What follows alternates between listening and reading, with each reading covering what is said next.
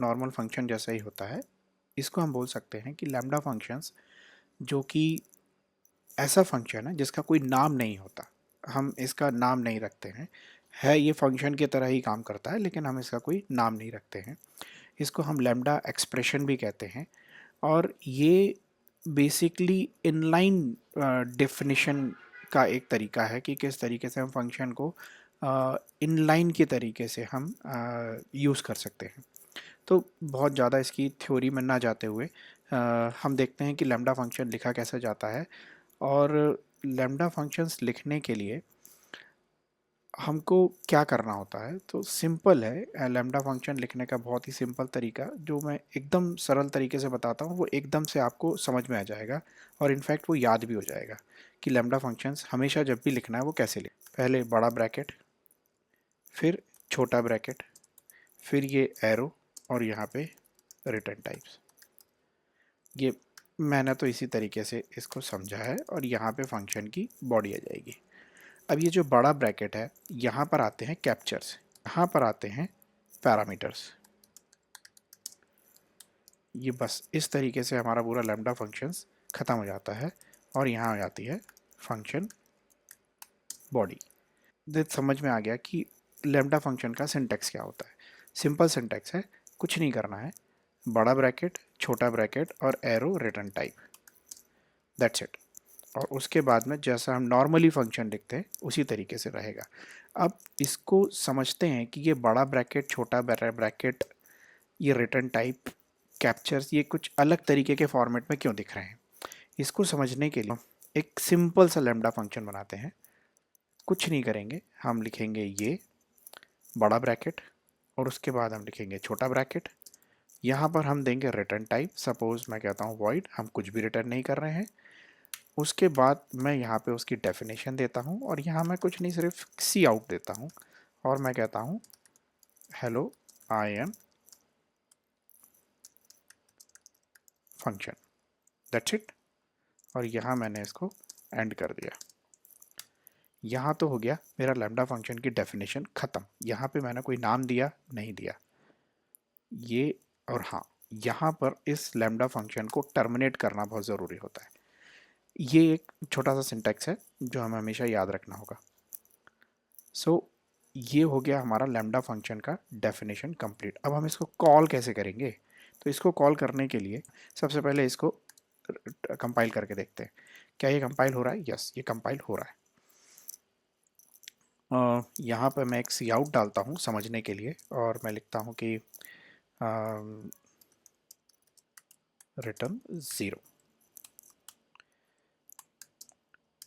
सो अगर मैं इसको कंपाइल करता हूँ तो ये कंपाइल हो रहा है, ठीक है। और ये बोल रहा है लैम्डा फंक्शन कंप्लीटेड, बट हमारा लैम्डा फंक्शन कॉल हुआ ही नहीं। तो लैम्डा फंक्शन कॉल करने के लिए, क्योंकि हमारे फंक्शन में कोई नाम ही नहीं है ना, तो हम इसको कॉल कैसे करेंगे। मैं इस तरीके से एक फंक्शन कॉल करूँगा जो कि लैम्डा के अंदर ही है और मैं इसको जब कंपाइल करूँगा तो ये hello I am lambda function, ये लैम्डा फंक्शन का कॉल हुआ। ये जो जगह है यहाँ पर जो हमने लिखा, हमने कुछ नहीं किया, सिर्फ एक फंक्शन कॉल का सिंबल दिया और हमने देखा कि हमारा लैम्डा फंक्शन कॉल हो गया। मज़ेदार चीज़ ये है कि हमने कोई नाम नहीं दिया और हमने इसको कॉल कर लिया, लेकिन क्या हम हर बार अगर इसी तरीके से लैम्डा फंक्शन कॉल करेंगे तो सेंस नहीं बनता ना लैम्डा फंक्शन का।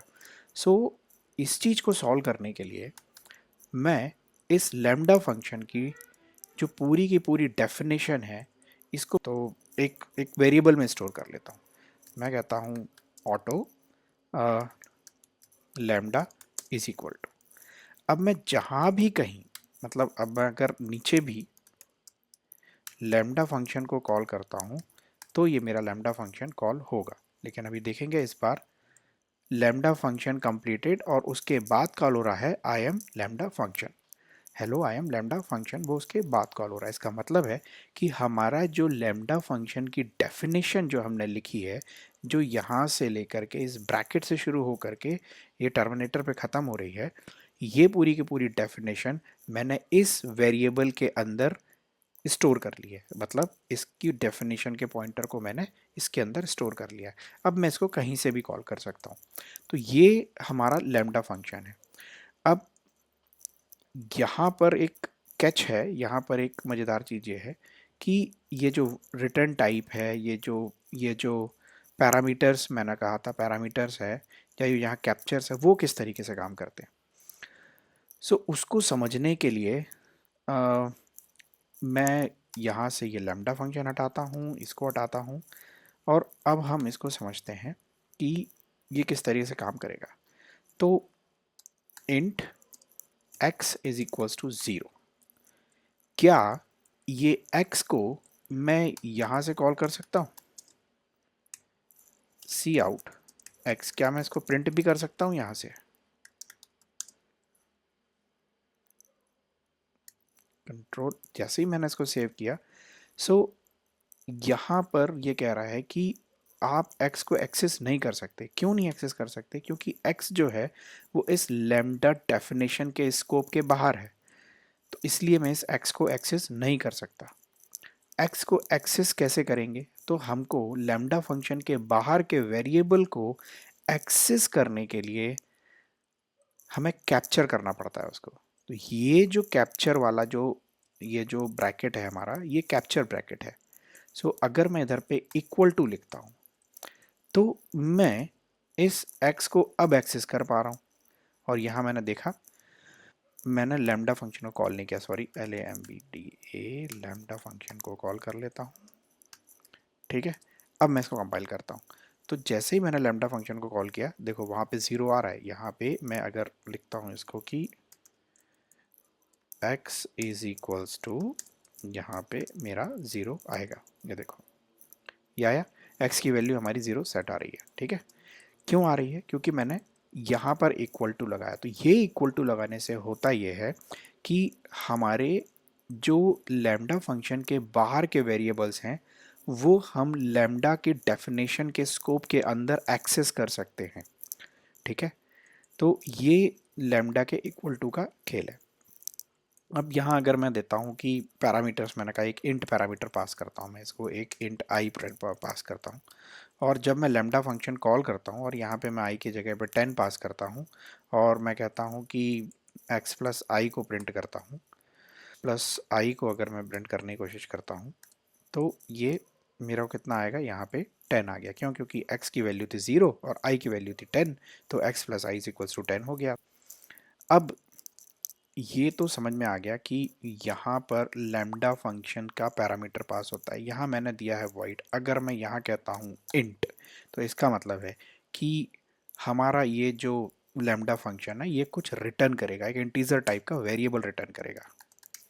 मैं कहता हूँ आई प्लस प्लस, अगर मैं यहाँ से रिटर्न कराता हूँ, ठीक है, प्लस प्लस आई रिटर्न कराता हूँ, ठीक है, और मैं ये लैम्डा का जो प्लस प्लस आई है इसको मैं इंट एक्स एक्स के अंदर सेव करता हूँ, और यहाँ मैंने इसको कंपाइल किया। ये देखो, जो लैम्डा ने इंक्रीमेंट किया वो इंक्रीमेंटल वैल्यू हमको नीचे प्रिंट हो गई एक्स एक्स की, है ना। सो इसका मतलब है कि इस तरीके से यहाँ रिटर्न काम करता है, यहाँ हम इस तरीके से पैरामीटर पास कर सकते हैं, और बाहर के जो कैप्चर्ड वैल्यूज़ हैं, जो जो वेरिएबल्स हैं जो कि लैम्डा स्कोप के बाहर हैं, उनको हम इस बड़े ब्रैकेट के अंदर इक्वल टू लगा करके एक्सेस कर सकते हैं, मतलब हम उनको कैप्चर कर सकते हैं। ये तो हो गई पहली बात। तो इसको बोलते हैं कैप्चर बाय वैल्यू। ये जो आ जाता है इसको हम कहते हैं कैप्चर बाय वैल्यू। अब मैं बताता हूँ कि कैप्चर बाय रेफरेंस कैसे करते हैं। तो हम ये सेम का सेम कोड कॉपी करते हैं और यहाँ पे पेस्ट करते हैं, और मैं इसको लिखता हूँ कैप्चर बाय रेफरेंस।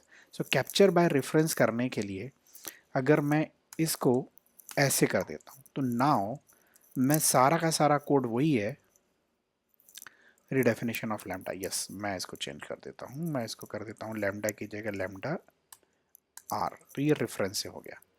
ठीक है, और अब मैं अगर इसको कंपाइल करता हूँ तो अभी क्योंकि मैंने लैम्डा अंडरस्कोर आर को कॉल नहीं किया, तो अब मैं यहाँ पे लैम्डा अंडरस्कोर आर को कॉल करता हूँ इंट, वही एक्स एक्स के अंदर डाल देते हैं अपन, x x is equals to lambda underscore R, और यहाँ मैंने दे दिया 44, लगभग कोई भी ऐसा नंबर जो कॉल हो सके, टीजर की तरह पास करना है, और यहाँ मैंने दे दिया एक्स एक्स यहाँ दे दिया 1 और यहाँ दे दिया 2।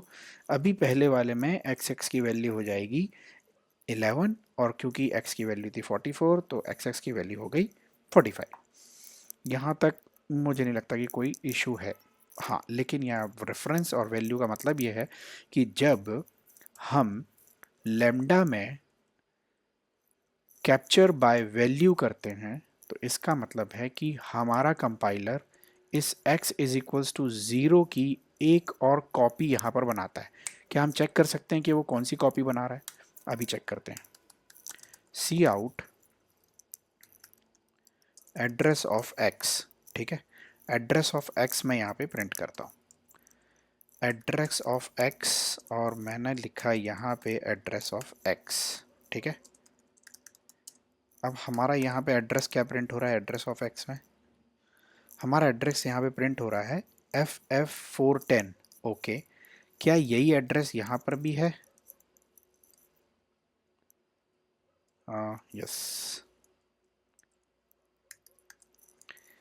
सो एड्रेस ऑफ x, हाँ, यहाँ पर एड्रेस ऑफ x1 कर देता हूँ मैं और यहाँ पे एड्रेस ऑफ x2 कर देता हूँ ताकि समझने में आसानी हो। अब मैं अगर देखता हूँ तो ये देखो, एड्रेस ऑफ x1 मतलब ये वाला, इसका एड्रेस क्या है? 418, ठीक है, इसका एड्रेस क्या है? 418। और x2 बोले तो ये वाला, तो इसका एड्रेस क्या है? 410। तो दोनों के एड्रेस अलग अलग है। इसका मतलब है कि जब हम कैप्चर बाय वैल्यू करते हैं तो इस स्कोप के अंदर इस x की वैल्यू को वो कॉपी करता है। क्या करता है? कॉपी करता है। अब यही सेम एड्रेस मैं इधर पे चेक करता हूँ, एड्रेस ऑफ x1 का, ठीक है। तो क्या x1 का एड्रेस यहाँ पर है? सेम है। अब इसको कंपाइल करके देखते हैं। राइट, सो यहाँ पर देखो, एड्रेस दोनों के सेम है, यहाँ पर भी 418 है और यहाँ पर भी F418 है, ठीक है। इसका मतलब है कि यहाँ पर वैल्यू कॉपी नहीं हुई है, सॉरी, यहाँ पर वैल्यू कॉपी नहीं हुई है। यहाँ पर क्या कॉपी हुआ है? यहाँ पर कुछ भी कॉपी नहीं हुआ है। हम इसी एड्रेस के ऊपर काम कर रहे हैं और वो एड्रेस यहाँ पर पास हो गया है क्योंकि हमने यहाँ पे कैप्चर किया है, कैप्चर बाय रेफरेंस। नाउ अब एक और मज़ेदार चीज़, अब समझने की कोशिश ये करना है। एड्रेस हटा दो, ये एड्रेस हटा दो, ये रिटर्न टाइप हटा दो, ये एक्स हटा दो, ठीक है। सेम ये वाला पूरा का पूरा कोड हटा दो क्योंकि हम जितना कम कोड रखेंगे समझ में उतना अच्छा आएगा। तो अभी यहाँ से यहाँ तक इसको हटा दो। अब देखो, ये हमारा लैम्डा फंक्शन है, यहाँ पर हमको डेफिनेशन दिखना है और मैंने अभी बताया कि x की वैल्यू को हमने यहाँ पर कॉपी किया है, ठीक है। मैं कैप्चर बाय वैल्यू से इसलिए बताना चाहता हूँ क्योंकि कैप्चर बाय वैल्यू से बताऊंगा तो वो ज़्यादा अच्छे से समझ में आएगा, ठीक है। अभी इसका रिटर्न टाइप है इंट, चलो ठीक है, इसका रिटर्न टाइप मैं अभी समझने के लिए इसको कर देता हूँ वाइड, ठीक है। और यहाँ पर मैं इसका रिटर्न टाइप भी हटा देता हूँ। तो ना तो कोई रिटर्न टाइप बचा ना कुछ, कंपाइल हो रहा है, यस, यहाँ पर ये चेंज करना पड़ेगा और यस ये कंपाइल होगा। Compilation failed, initialization type int, okay, क्योंकि इसका कोई रिटर्न टाइप नहीं है तो ये हटा दो यहाँ से, आर, सक्सेस। नाउ अब देखने वाली चीज़, अभी बहुत इंपॉर्टेंट चीज़ है, मज़ेदार चीज़ है और बहुत आसान चीज़ है, हम बहुत आसानी से समझाएंगे। पहली चीज़, जब x इज इक्वल्स टू 0 है और मैंने यहाँ पे बताया था कि यहाँ का एड्रेस, इस x का एड्रेस अलग है और इसके अंदर क्योंकि मैंने इसको कैप्चर बाय वैल्यू किया है तो इसका एड्रेस अलग आएगा, ठीक है। तो अगर मैं कहता हूँ सी आउट x प्लस प्लस, क्या होगा? ये देगा एरर। ये देखो यहाँ क्या बोला है, ये दे रहा है एरर। ये क्या बोल रहा है कि इस x को चेंज नहीं कर सकते और इसको जो चेंज करने की कोशिश करेंगे तो बिल्ड फेल हो जाएगा, मतलब कंपाइलेशन फेल हो जाएगा। रीज़न क्या है? जब x की वैल्यू को हम यहाँ पे कैप्चर बाय वैल्यू करते हैं, मतलब कि लैम्डा के बाहर के वेरिएबल्स को जब मैं एक्सेस करने के लिए कैप्चर बाय वैल्यू करने की कोशिश करता हूँ, उस समय क्या होता है कि जो बाहर की वैल्यूज़ हैं उसकी कॉपी यहाँ पर बनती है, लेकिन वो कॉपी कांस्टेंट होती है, उनको हम चेंज नहीं कर सकते। अगर मैं उसमें कोई भी चेंज करने की कोशिश करूँगा तो वो मेरे को एरर देगा। अगर मैं x is equals to x is equals to 1, x is equals to 2 कुछ भी करता हूँ, मतलब मैं उसकी वैल्यू को चेंज करने की कोशिश करता हूँ, वो इमीडिएटली एरर फेंकेगा, बोलेगा कि आप इसको चेंज नहीं कर सकते। तो क्या मैं उसको चेंज ही नहीं कर सकता, तो फिर मेरे इस वैल्यू को कैप्चर करने का मतलब क्या है? तो बेसिकली हमें कंपाइलर सिर्फ यहाँ की जो लैम्डा के फंक्शन के डेफिनेशन के स्कोप के बाहर के जो वेरिएबल्स हैं उनको सिर्फ एक्सेस करने की अनुमति देता है, मतलब सिर्फ वो एक्सेस करने के लिए देता है कि आप उसको एक्सेस कर लो, लेकिन आप उसको चेंज नहीं कर सकते। अल्टीमेटली अगर आपको चेंज करना है, बहुत ज़्यादा ज़रूरी है, तो हम कांस्टेंट वेरिएबल को कैसे चेंज करते हैं? हम म्यूटेबल के थ्रू चेंज करते हैं। तो अगर मुझे कांस्टेंट वेरिएबल को चेंज करना है तो मैं क्या करूँगा, पहले तो मैं x को प्रिंट करके बताता हूँ कि क्या मैं प्रिंट कर पा रहा हूँ। x हैंडल, ठीक है, और मैं यहाँ पे प्रिंट कर रहा हूँ, यस मैं प्रिंट कर पा रहा हूँ, और यहाँ पे उसने x की वैल्यू 0 प्रिंट करी। मैं इसको थोड़ा सा वैल्यू चेंज करता हूँ ताकि समझने में आसानी हो, और यहाँ पे मैंने देखा x की वैल्यू है 22, ठीक है।